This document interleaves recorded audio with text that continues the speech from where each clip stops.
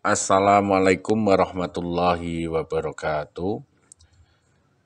Perkenalkan, nama saya Wahid Budianto, SSI, CGP Angkatan 5 Kabupaten Jepara, SMP Negeri 4 Jepara.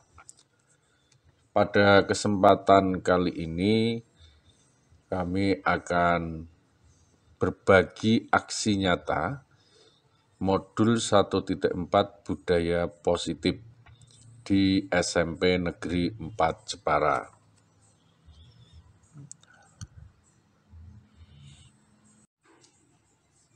Kegiatan berbagi aksi nyata ini kami laksanakan pada hari Rabu, tanggal 14 September 2022.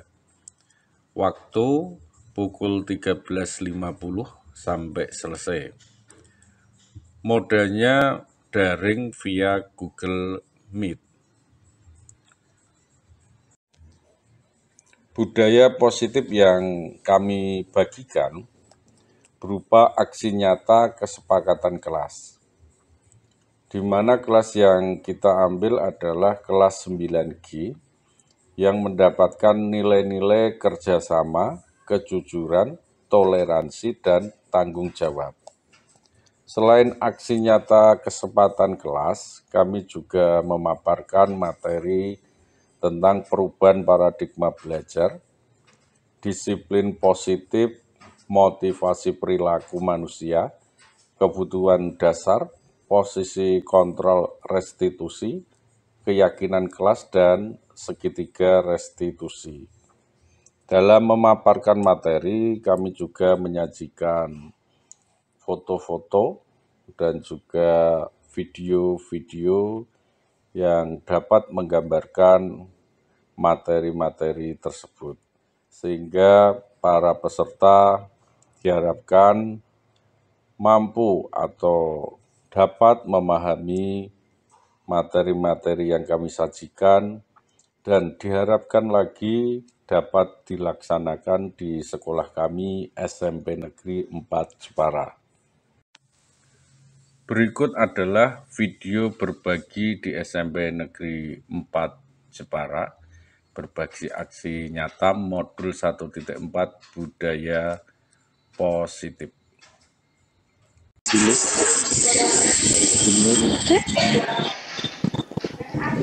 Suaraku gini sih.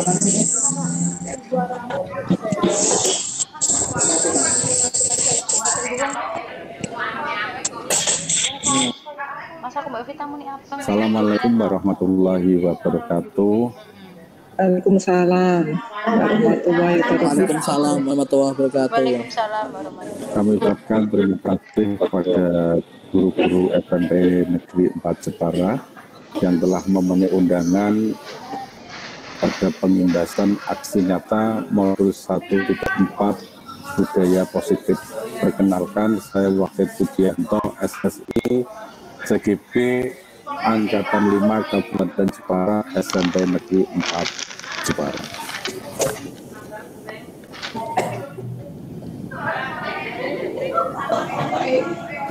Untuk mengawali materi kali ini, Bapak Ibu guru yang kami hormati, mungkin bisa dijawab di kolom chat, apakah perbedaan mengajar dengan mendidik? Monggo.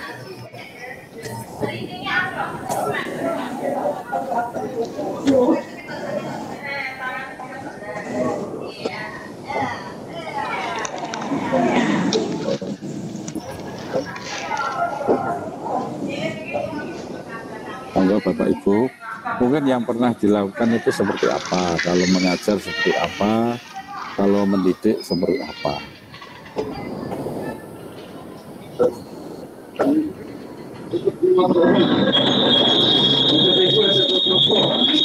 Di kolom chat ya.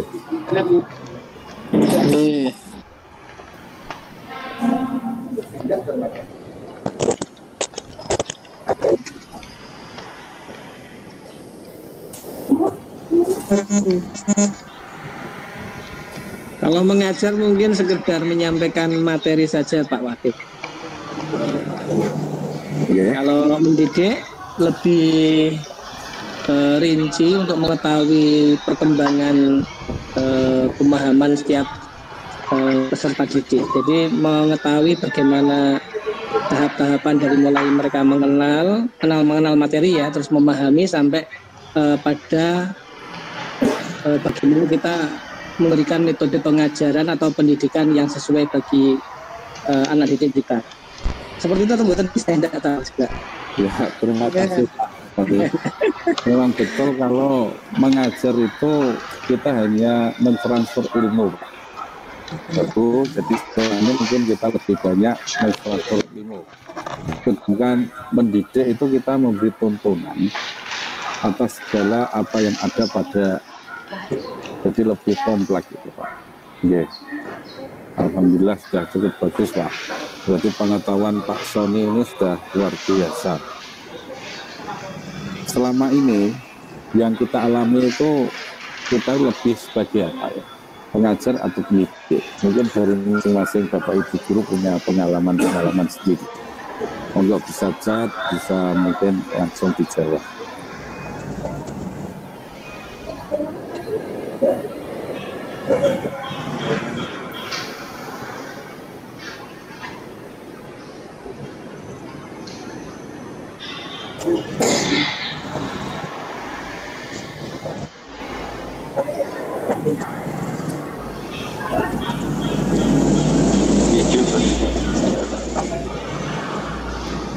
Monggo yang mau berbagi pengalamannya.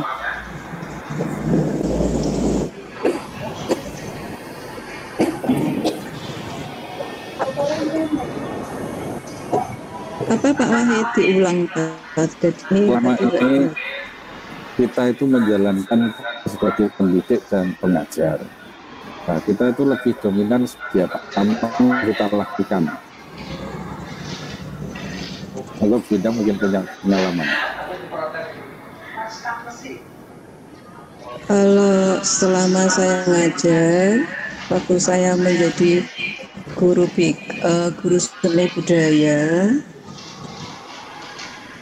lebih persentasenya mesti lebih pada saat itu lebih besar untuk mengajar. Gitu. Karena kita kadang kan dituntut untuk menyelesaikan materi, meskipun ada juga mendidiknya. Nah, selama saya menjadi guru BK ini, saya merasa persentasenya malah lebih banyak mendidiknya daripada mengajarnya. Itu pengalaman yang saya alami selama saya mengajar. Gitu Pak Wahid yang bisa saya sampaikan. Terima kasih Bendang. Mungkin hampir sama dengan saya dan mungkin teman-teman ya. Selama ini kita itu lebih cenderung kepada pengajar, sedangkan mendidiknya itu mungkin belum terlalu banyak muncul. Bapak Ibu guru yang kami hormati, untuk paradigma sekarang itu sudah berpindah. Kalau pembelajaran yang dulu itu berpusatnya itu pada guru. Jadi seolah-olah itu siswa itu harus mengikuti perintah dari gurunya. Tetapi paradigma sekarang itu sudah besar, yaitu guru yang mengikuti peserta didik. Oleh sebab itu, maka kita itu perlu melakukan perubahan-perubahan pada diri kita. Dan kita harus menjadi seorang pelajar sepanjang hayat. Jadi yang belajar itu tidak hanya siswa, tetapi guru juga memang perlu belajar. Bapak Ibu bisa membaca, di sini ada suatu kasus. Seorang siswa tidak nyaman dalam kegiatan pembelajaran. Apakah siswa tersebut dapat mengikuti pembelajaran dan mencapai pembelajaran yang diharapkan? Monggo mungkin bisa menyampaikan pendapat atau di kolom chat dengan menjawab ya atau tidak juga bisa. Monggo.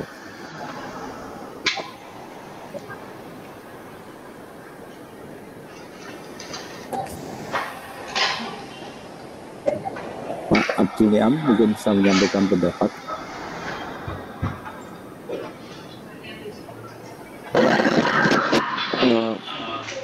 anu di sini berisik Pak. Nggak begitu jelas suaranya. Saya ulangi ya Pak ya. Bisa Jika diulangi Pak. Di sini berisik ya.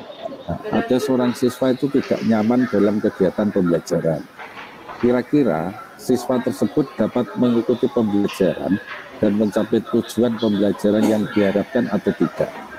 Kira-kira bagaimana?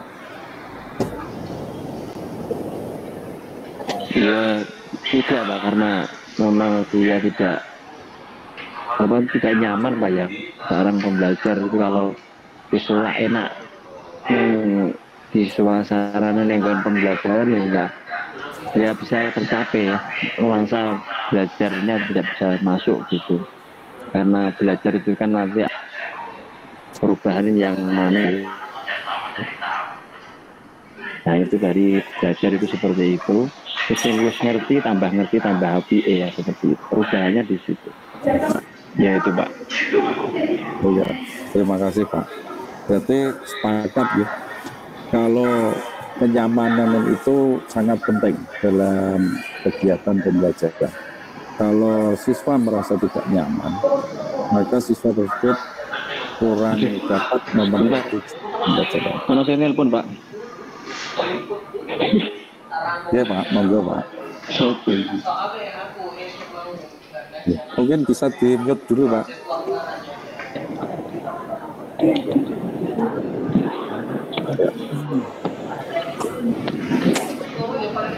Dari apa yang disampaikan oleh Bapak Niam tadi, saya sangat setuju bahwa sekolah yang nyaman itu sangat penting, sangat penting.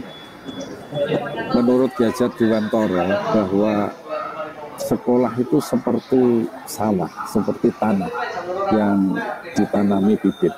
Kalau sawah tersebut itu tidak sesuai atau kurang subur istilahnya, maka bibit itu juga akan tumbuhnya kurang bagus. Ibaratnya seperti itu ya. Untuk sekolah juga perlu kenyamanan, maka perlu warga sekolah bersama-sama untuk membuat suatu kebiasaan yang baik, sehingga nanti memunculkan karakter yang baik, sehingga menjadi budaya yang positif. Kalau suatu sekolah itu sudah mempunyai budaya yang positif, maka anak-anak atau siswa kita akan merdeka dalam belajarnya.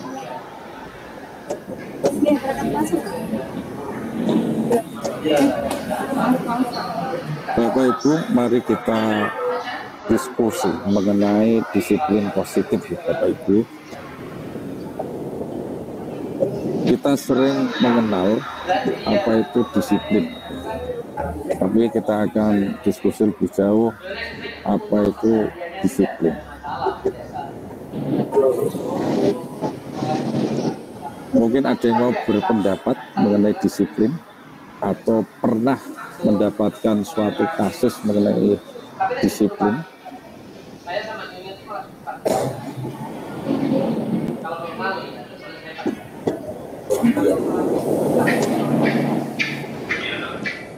Nah, Pak, untuk disiplin itu kan ya suatu aturan yang mengatur agar supaya diri kita itu tepat waktu. Nah, di situ nanti ada tepat waktunya, tepat waktu dalam hal apapun. Nantinya akan tumbuh sikap disiplin dalam diri kita masing-masing. Gitu Pak. Ya. Menurut Pak Niam, disiplin itu harus dari kemauan sendiri atau perlu ada dorongan dari luar, Pak? Disiplin. Harus ada dari dorongan diri sendiri Pak. Dari sendiri ya. Karena sesuatu yang kita lakukan harus disadari Pak ya. Disadari untuk motivasi itu kan tambahnya atau vitamin atau bumbu bagi saya, bagi manusia. Untuk tubuhnya atau kita itu kan memang ada bumbu-bumbu atau vitamin-vitamin yang yang ya ibaratnya moto lah, moto hidup itu lah.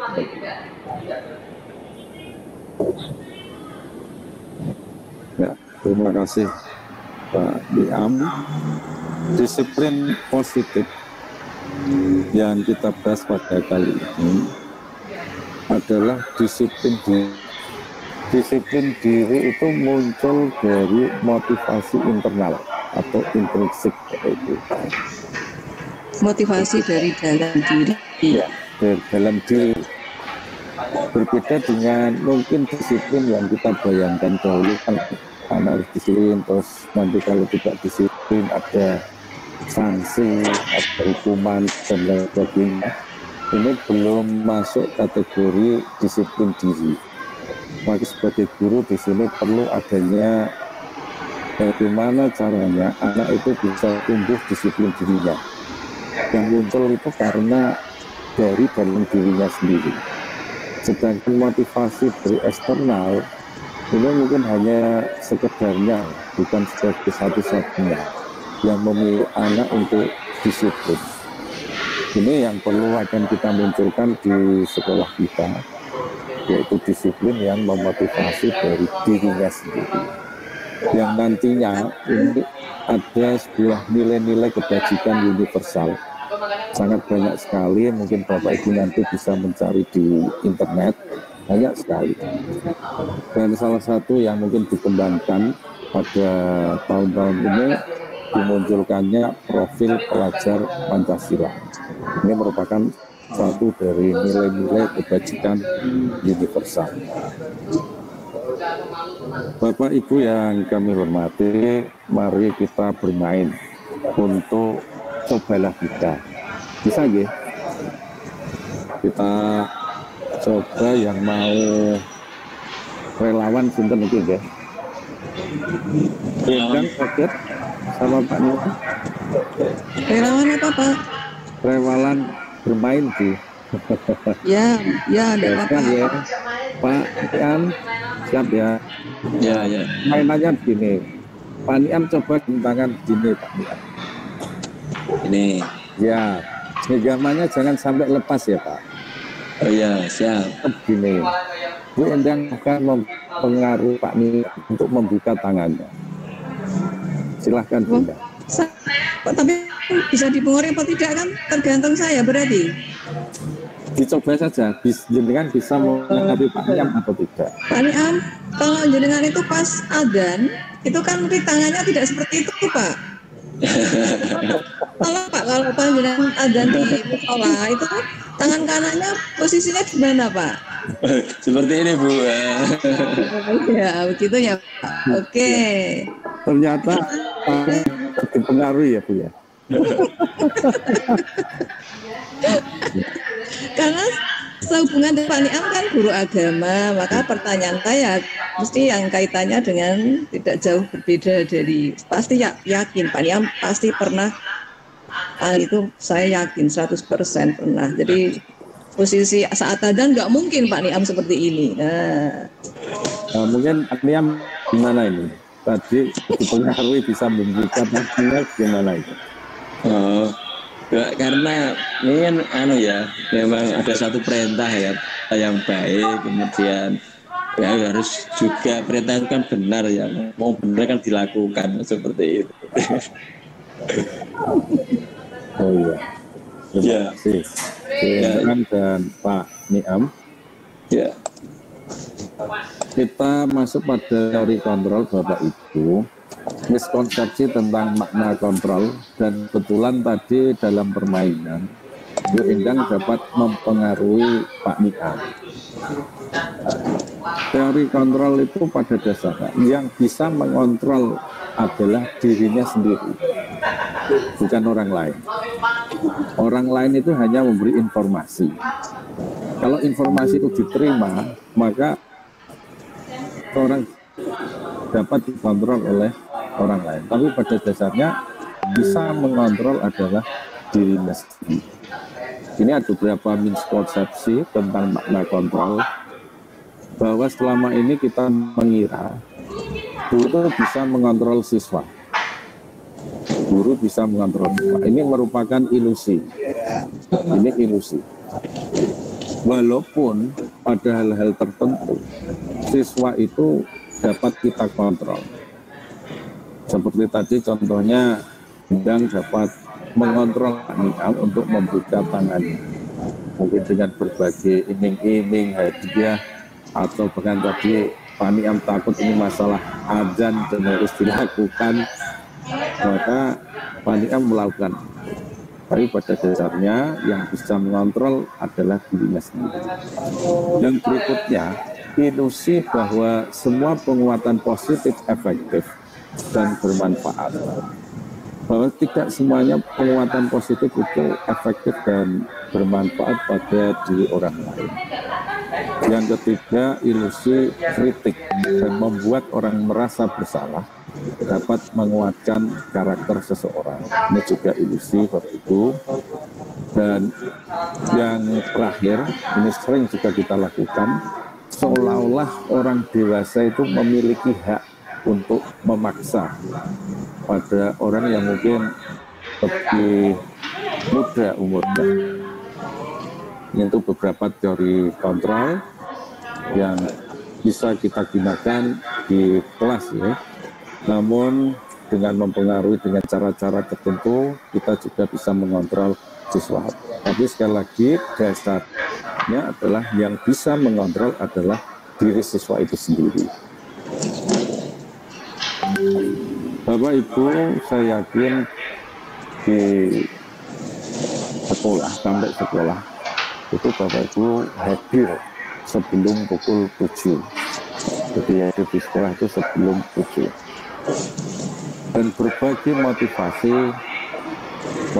yang Bapak Ibu hadirkan di dalam itu tentu banyak sekali.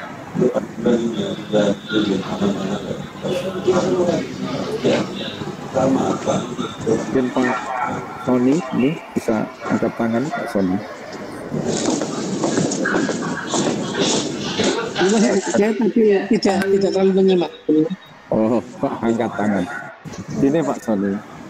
Kalau kita ke sekolah itu kan sebelum pukul 7 ya? Ya, sampai sekolah sebelum pukul 7. Sebelum pukul 7. Ya, itu motivasinya apa Pak kira-kira? Kalau saya pribadi menyiapkan untuk pembelajaran Pak pastinya. Meskipun sampai di rumah, dari rumah sih sudah kita persiapkan, tapi paling tidak untuk kesiapan menuju ke kelas kan kita butuh untuk mempersiapkan apa saja yang kita akan nanti coba sampaikan ke anak. Ya, terima kasih Pak Sony. Dan supaya tidak terlambat saat masuk kelas. Kalau misalkan tidak ada fast cream bagaimana Bapak Ibu? Kalau tidak ada fast cream, Pak. Oh, saya kira saya pertama, panduannya selalu dengan jam. Kalau pribadi saya loh Pak, saya selalu membiasakan jam. Saya lebih cepatkan sekitar 15 menit, 20 menit. Karena biar saya tidak terlambat. Jadi jam yang saya bawa di rumah maupun yang saya pakai itu selalu lebih cepat.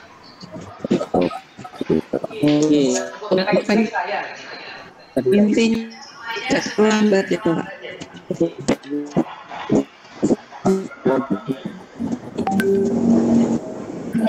Iya Pak. Halo. Ya,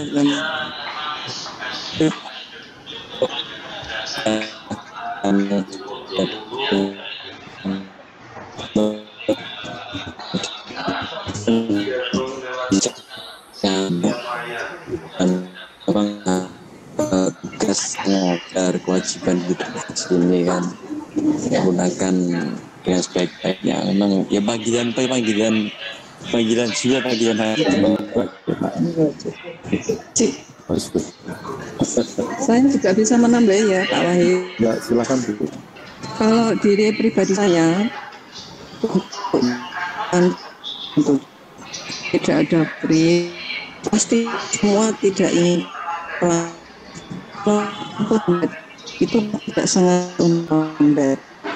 kita kan nggak tahu yang ini ada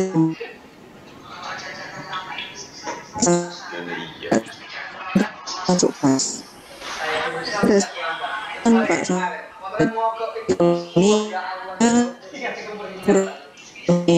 sehingga masih berada di dalam karena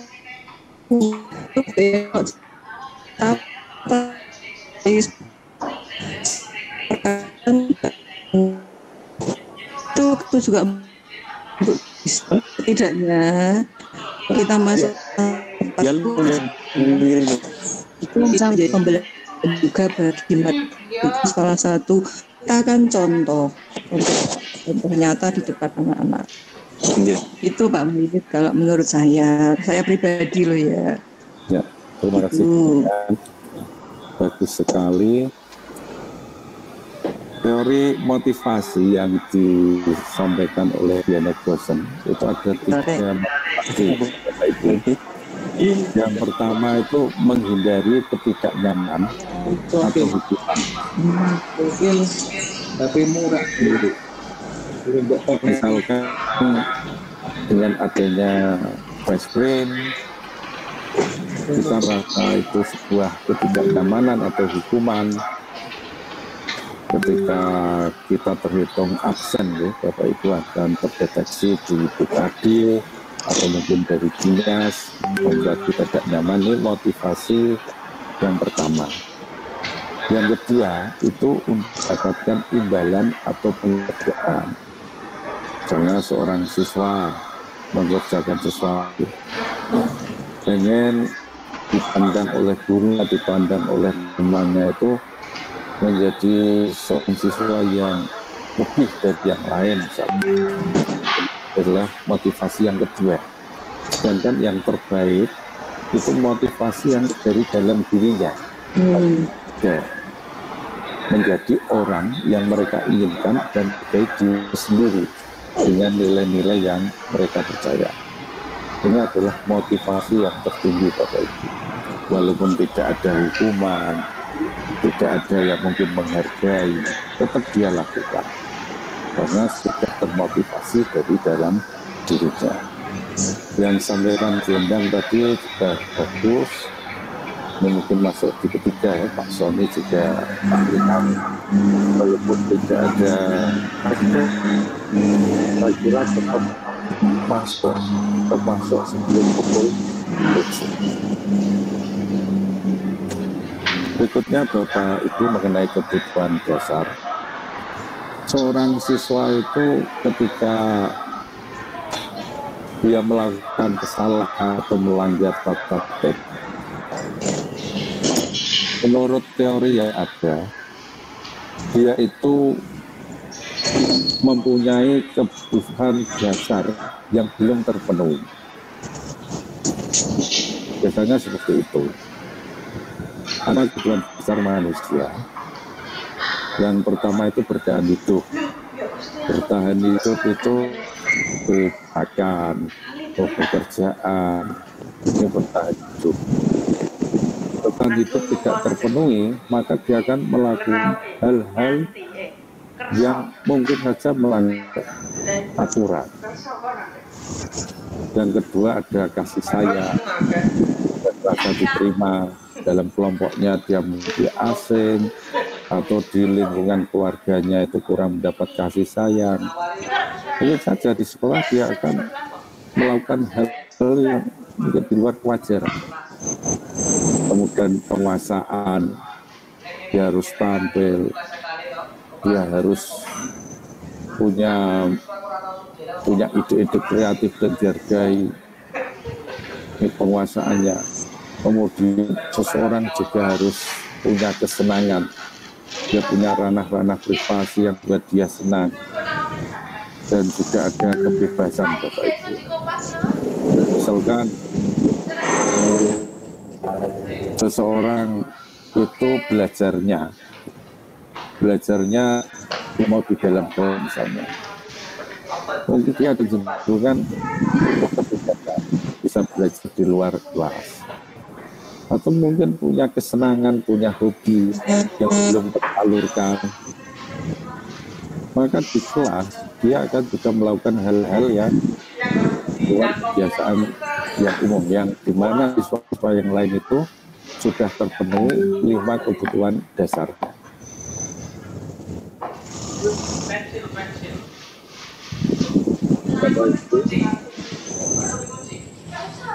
Materi berikutnya yang perlu kita sampaikan di sini ada 5 posisi kontrol.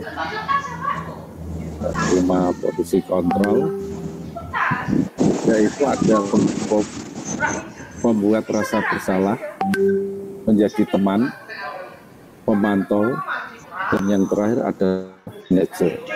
Namun sebelumnya, mari lihat video berikut.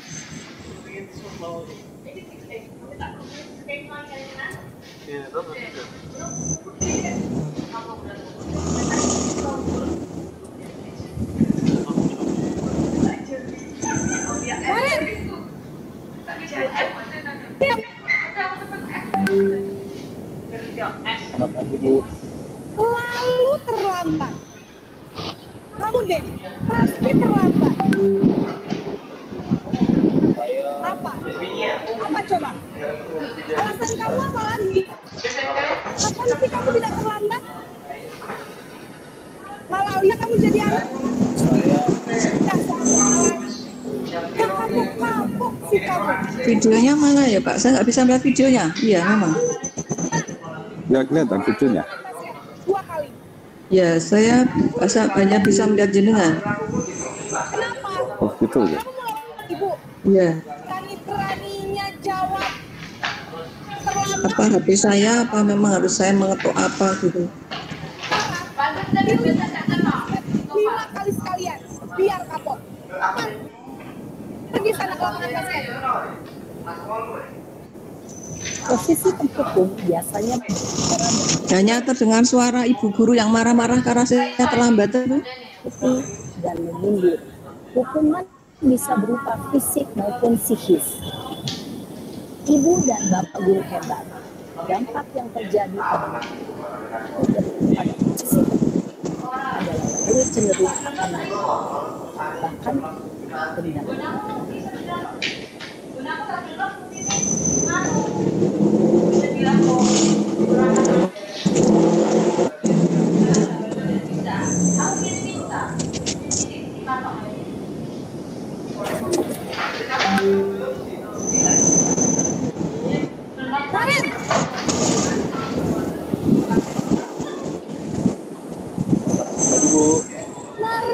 Naren, kamu kenapa terlambat lagi, nak? Ya Tuhan, Naren. Kamu senang ya bikin ibu susah ya? Ibu yang tetap bisa lupa ibu tidak bisa membina kamu. Tuh, gimana nih?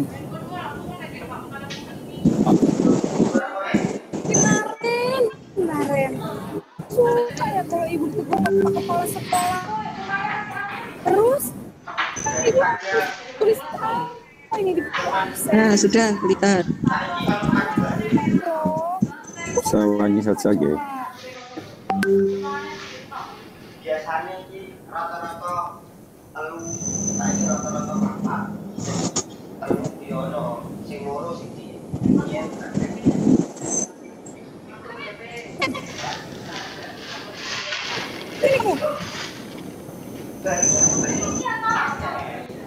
Selalu terlambat. Kamu deh, pasti terlambat. Saya Apa? Apa coba? Alasan kamu apa lagi? Kapan sih kamu tidak terlambat? Malas sekali ya kamu jadi anak. Dasar pemalas. Gak kapok-kapok sih kamu. Sudah berapa kali?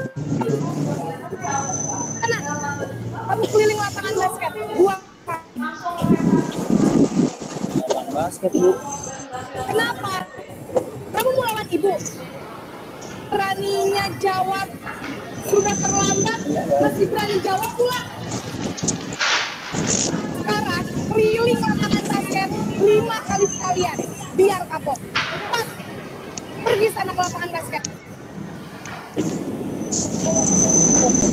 Jadi biasanya berbicara dengan nada tinggi, naik hati, menunduk-nunduk. Hukuman bisa berupa fisik maupun psikis. Ibu dan bapak guru hebat. Dampak yang terjadi ketika guru berada pada posisi dia cenderung akan memberontak, bahkan tertunda.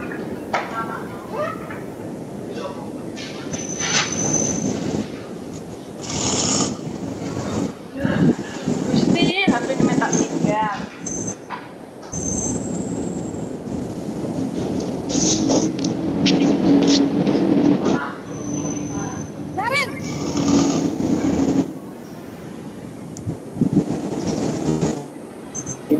Karen! Karen! Kamu kenapa? Diulangi lagi, Pak. Ya, Oke. kamu senang ya bikin susah ya? Ini posisi kontrol yang kedua. Iya. Tidak bisa menang. Bapak kemana? Pemeran Oke. pertama. Nanti tak bawa pulang. Saya juga mau pulang. Bukan iso nak jalan. Ya aku enggak. Blessing suruh nunggu Sinta. Iya sih, baru gitu ta.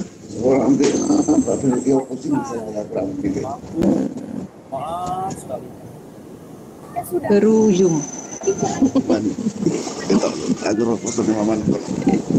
Iya. Ya, hati-hati. Kalau ibu kelas sekolah, karena cepat kelas. Yuk, sambil jalan bisa Pak. Mbak Iyum kan, Mbak jalan bisa. Tapi lihat nganu. Posisi pembuat rasa bersalah, berbicara dan bertindak. Ngantuk ngene bapak ngene ibu digawap kain iki san. Suara cenderung. Dan tidak anu alasan 8 bulan kemudian guru memanggil selalu berkata satu guru dirinya yang salah. Dia ada profesinya Pak.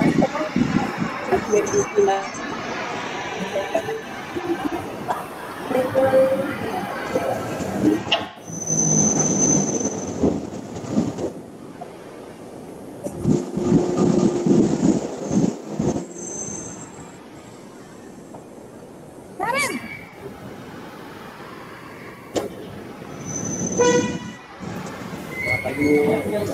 Wah, sudah jam berapa ini? Selamat ya saya. Iya Bu, habis ya, saya Bu. Kamu malah menyalahkan bukan kata-kata sih. Iya Bu, saya memang terlambat bangun tadi.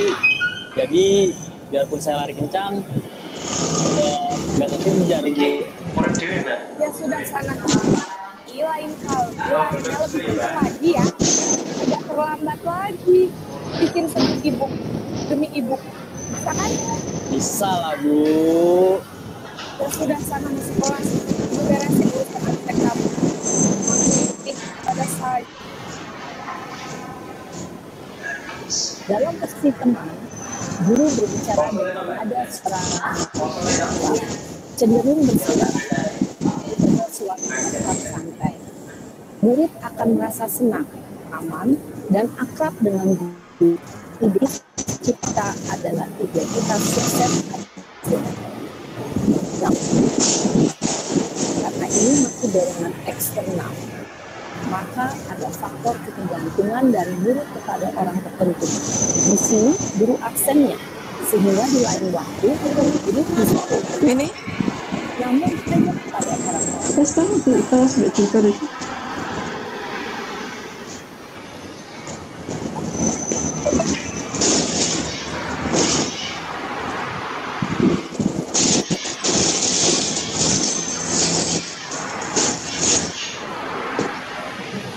Karen, Siluk kasih dulu.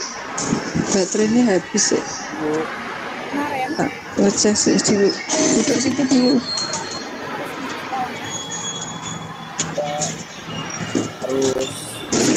sih? Iya betul. Sekarang sudah jam 10 pagi. Kalian sudah tahu konsekuensinya jika terlambat hadir? Paham Bu, saya harus tinggal kelas, sudah istirahat selama 20 menit. Ya benar, konsekuensinya demikian. Jadi nanti jam 9.30 pas istirahat, kalian kelas ucapan dan selamat ya. Baik Bu. Posisi pemantau mengandalkan perhitungan atau data untuk mengontrol murid. Guru mengarahkan murid berdasarkan peraturan dan konsekuensi. Seorang pemantau menunjukkan bahasa tubuh dan ekspresi wajah yang datar dan cenderung formal.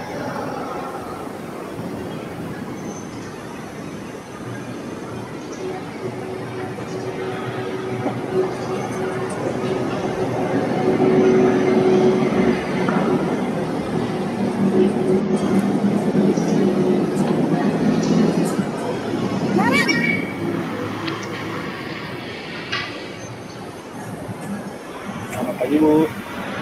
Selamat pagi Naren. Maaf Bu, saya terlambat.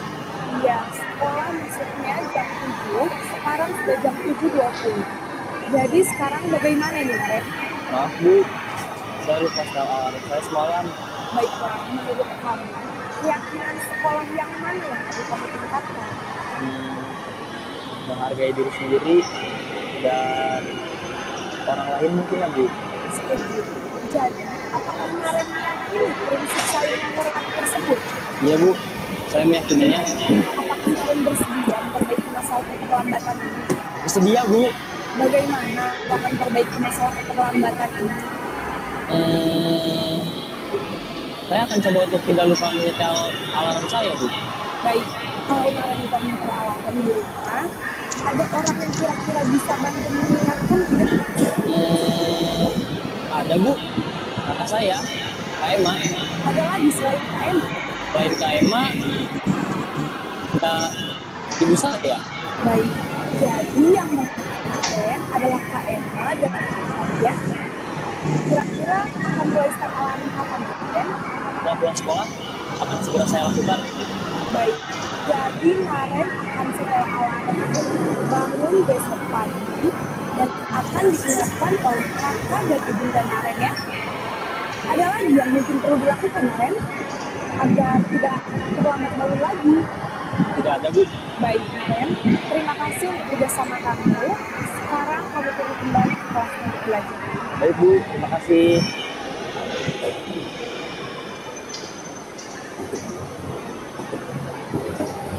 Bapak Ibu, itu tadi video tentang 5 posisi kontrol.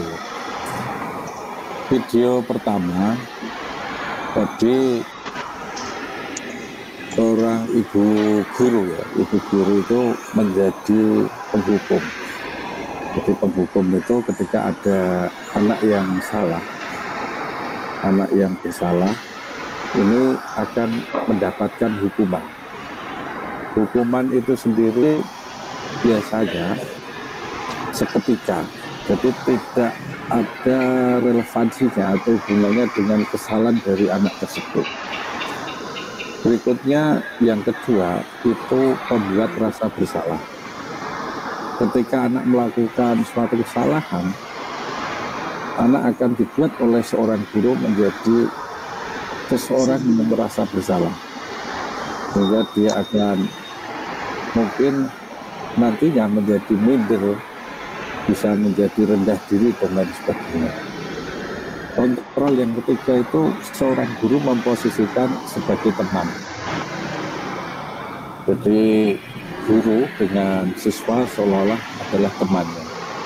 Maka ketika ada melakukan kesalahan, ini hubungan yang dijalin oleh seorang guru adalah teman. Sehingga bagaimana kesalahan tersebut tidak diulangi lagi dalam koridor antar teman, bukan sebagai guru dengan siswanya. Cuma kelemahan dari posisi kontrol teman ini, seorang guru yang lain itu belum tentu akan dianggap sebagai teman oleh siswa tersebut. Dan yang kedua, bisa saja seorang siswa tersebut akan menjadi segala kebutuhannya itu akan kepada ke guru yang dianggap temannya, sedangkan guru yang lain mungkin dianggap tidak sebagai teman. Yang keempat itu pemantau. Pemantau ini lebih kepada menggunakan data. Sebagai contoh gini, seorang anak terlambat, maka guru akan memberikan statement, kamu sudah melakukan keterlambatan sekian kali, ini ada data. Dan yang dilakukan seorang pemantau ini bukan hukuman, berbeda dengan yang pertama, tapi sebuah konsekuensi. Konsekuensi itu relevan atau berhubungan dengan kesalahan anak. Misal, seorang anak terlambat dalam kelas, maka anak tersebut terlambat juga dalam mengikuti pembelajaran. Maka konsekuensinya apa? Anak tersebut akan diberi jam tambahan di luar pembelajaran tersebut. Ini merupakan konsekuensi. Atau misalkan lagi seorang anak merobek buku, kertas atau yang lain yang mana buku atau kertas itu penting bagi siswa yang lain, maka seorang anak yang menyobek itu mendapat konsekuensi, misalkan mengganti atau mungkin mengelem, tergantung dari kesepakatan kedua belah pihak. Jadi ini sangat berbeda dengan penghukum. Posisi kelima itu merupakan posisi manajer. Manajer ini bisa saja kadang menggunakan posisi teman, kadang juga menggunakan posisi pemantau. Seorang manajer ini nanti akan diperkenalkan dalam pelaksanaannya yang dinamakan dengan segitiga restitusi. Segitiga restitusi apa? Dan mari kita lihat video yang kami coba buat saya dengan siswa yang terlatar.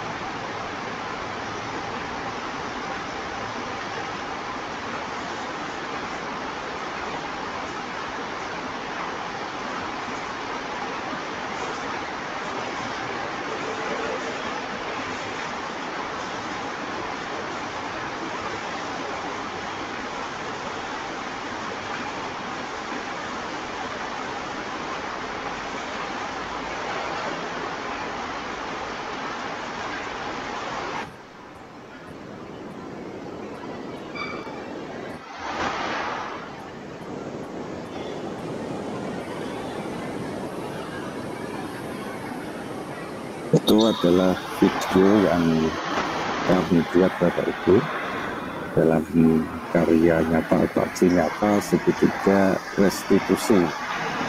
Apa itu segitiga restitusi? Di sini segitiga itu mempunyai 3 sisi. Yang pertama adalah menstabilkan identitas. Yang kedua ada validasi tindakan yang salah. Kemudian menanyakan keyakinan.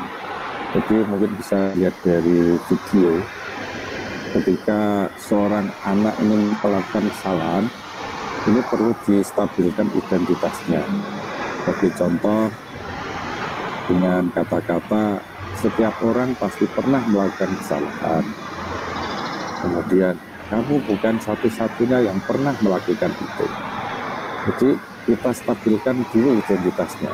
Tapi kalau langsung kamu seharusnya tidak seperti itu, nah, itu mungkin anak membenarkan apa yang dikatakan gurunya, tetapi dalam hatinya bisa saja dia menolak. Yang kedua, validasi tindakan yang salah. Kamu tentu punya alasan mengapa melakukan itu. Contoh lain, adakah cara yang lebih baik atau lebih efektif untuk mendapatkan apa yang kamu butuhkan? Setelah itu, kita hubungkan dengan keyakinannya. Keyakinan kelas apa yang kita sepakati? Sebagai contoh, kamu ingin menjadi orang seperti apa? Kalau dalam video tadi kami hubungkan dengan hobinya, ternyata hobinya adalah sepak bola. Dan keyakinan apa yang dia punya dalam sepak bola, ternyata dalam sepak bola pun harus disiplin. Maka dia akan muncul disiplinnya ini dari dalam hatinya, karena kita hubungkan dengan sepak bola yang dia sukai tersebut. Baru setelah segitiga restitusi ini kita lakukan, langsung masuk pada penyelesaian masalah.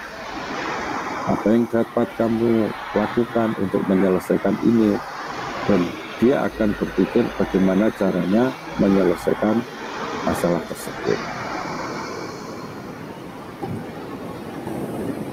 Bapak Ibu yang kami hormati, berikutnya kita akan membahas tentang keyakinan kelas. Keyakinan kelas itu bersifat abstrak daripada peraturan.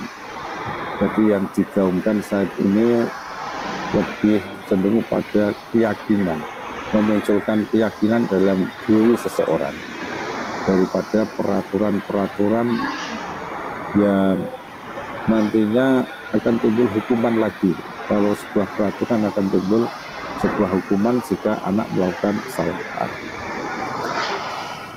Berikut adalah apa yang kami lakukan, kesepakatan kelas di 9G. Kesepakatan kelas di 9G dengan wali kelas Bapak Yanuar Ramansyah SPG, dan saya sendiri guru mapelnya Wahid Budianto SSI. Ini adalah contoh yang kita dapatkan dari kesepakatan kelas. Yang kita lakukan itu apa? Yang pertama, maka saya memberi pengertian tentang sekolah yang nyaman. Sekolah yang nyaman itu seperti apa dan fungsinya apa sih sekolah yang nyaman, kelas yang nyaman.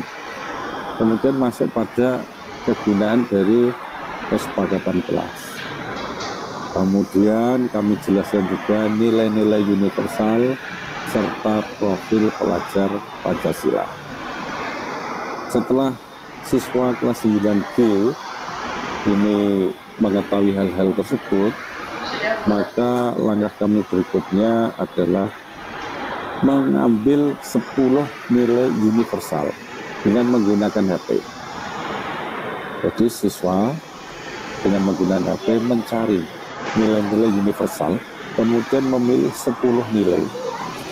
Memilih 10 nilai yang bisa dilakukan, mungkin dilakukan, dan baik untuk dirinya maupun kelasnya. Tetapi yang mungkin dilakukan, bukan yang tidak mungkin. Kalau yang tidak mungkin tidak dipilih dulu. Setelah itu Bapak Ibu, siswa akan berdiskusi dengan teman satu bangku.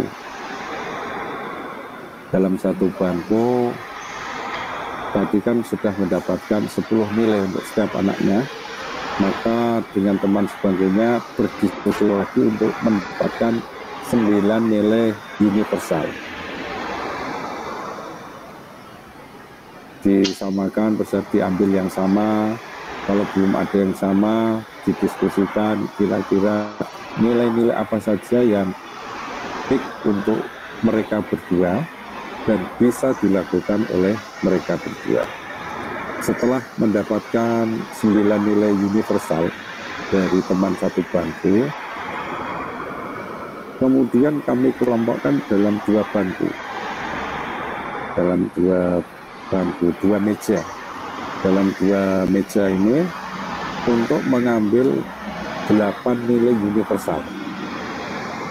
Jadi setelah 2 siswa tadi mendapatkan 9 nilai dan digabungkan lagi dengan 2 teman lainnya, ada juga yang hanya 1 karena tidak semuanya mendapatkan teman satu meja. Jadi, untuk mendapatkan 8 nilai universal. Ada 8 nilai yang diambil dari berempat ini. Setelah berempat ini mendapatkan 8 nilai, maka dipotwas lagi dalam satu baris. Satu baris ini diskusi untuk mengambil 7 nilai. Setelah mendapatkan 7 nilai Bapak Ibu, mereka menuliskan nilai-nilai tersebut di papan tulis. Dia tulis nilai-nilai hasil diskusi di papan tulis. Setelah setiap baris bangku ini mendapatkan nilai 7 nilai universal yang sudah ditulis di papan tulis, maka siswa dalam satu kelas ini menyepakati 4 nilai universal. Caranya gimana? Yaitu mengambil yang sama. Pertama diambil yang sama. Kebetulan yang sama waktu itu adalah kerjasama dan kejujuran. Kemudian didiskusikan lagi, ya mungkin nilai-nilai yang mirip. Dan ternyata diambil untuk yang mirip adalah toleransi dan tanggung jawab. Toleransi dan tanggung jawab. Sehingga didapatkan 4 nilai universal. Yang pertama kerjasama, kejujuran, toleransi, dan tanggung jawab. Setelah mendapatkan keempat nilai tersebut, dalam satu kelompok tadi membuat kalimat positif dari salah satu 4 nilai universal. Jadi ada 4 kelompok, masing-masing ada 1 nilai universal. Dan kemudian dipresentasikan hasil diskusi tersebut. Jadi masing-masing kelompok membuat kalimat positif dari 1 nilai universal dari 4 nilai, kemudian dipresentasikan di depan kelas. Setelah dipresentasikan tentunya ada masukan-masukan dari teman-temannya dan juga kami selaku guru, saya guru dan wali kelas Bapak Januar juga memberikan masukan-masukan. Bapak Ibu guru yang kami hormati, setelah dipresentasikan dan disepakati, kemudian siswa menulis kalimat-kalimat tadi dalam sebuah kertas dengan dihias terserah siswa tersendiri dan ditandatangani oleh semua siswa, oleh wali kelas dan juga oleh saya sebagai guru mapel. Kira-kira seperti itu Bapak Ibu gambarannya. Nanti kalau Bapak Ibu membuat di kelas, bisa dibuat yang lebih menarik dan mungkin lebih bagus lagi. Setelah mendapatkan hasil seperti ini Bapak Ibu, maka kesepakatan tersebut itu ditempel di dinding. Jadi menempel di dinding. Untuk apa tempel di dinding? Agar semua bisa melihat dan kesepakatan itu bisa dilaksanakan dengan sebaik-baiknya. Bapak Ibu yang kami hormati, mungkin itu paparan dari saya. Jika masih ada yang mau sambung rasa atau mungkin bertanya atau apa yang harus kita lakukan ke depan agar lebih baik dengan paparan tadi, monggo dipersilahkan kalau masih ada. Ya, cukup ya Bapak Ibu. Terima kasih Bapak Ibu yang kami hormati atas partisipasinya pada kegiatan kali ini. Harapan kita tentunya tidak hanya sebatas ini ya Bapak Ibu. Masing-masing dari kita melakukan perubahannya, apapun itu perubahannya. Boleh menggunakan kesempatan kelas itu dulu. Boleh juga membuat kegiatan-kegiatan positif yang menghasilkan sesuatu yang membawa perubahan bagi SMP Negeri 4 Jepara dari apa yang disampaikan pada paparan-paparan tadi. Untuk merubah kita sendiri saja menjadi seperti yang diharapkan itu mungkin saja berat, tapi bisa kita lakukan sedikit demi sedikit. Dan jika kita lakukan bersama-sama, itu akan terlihat menjadi ringan juga. Bapak Ibu, sekali lagi kami ucapkan terima kasih. Semoga SMP Negeri 4 Jepara bisa berkembang, bisa maju sesuai dengan harapan pemerintah, dan profil pelajar Pancasila akan menjadi karakter dari siswa-siswa kita ke depannya dalam rangka menjalankan program-program pemerintah ke depannya. Sekali lagi terima kasih, mohon maaf jika ada salah-salah kata dan hal-hal yang tidak mungkin kurang berkenan di hati Bapak Ibu sekalian. Saya akhiri, Assalamualaikum warahmatullahi wabarakatuh.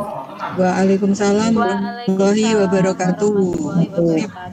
Monggo Bapak Ibu, monggo selamat tidur siang. Terima kasih.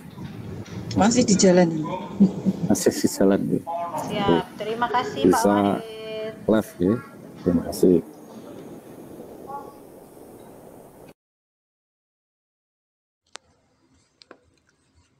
Telah kita saksikan bersama video kami berbagi aksi nyata yang kita laksanakan di SMP Negeri 4 Jepara dengan mode daring.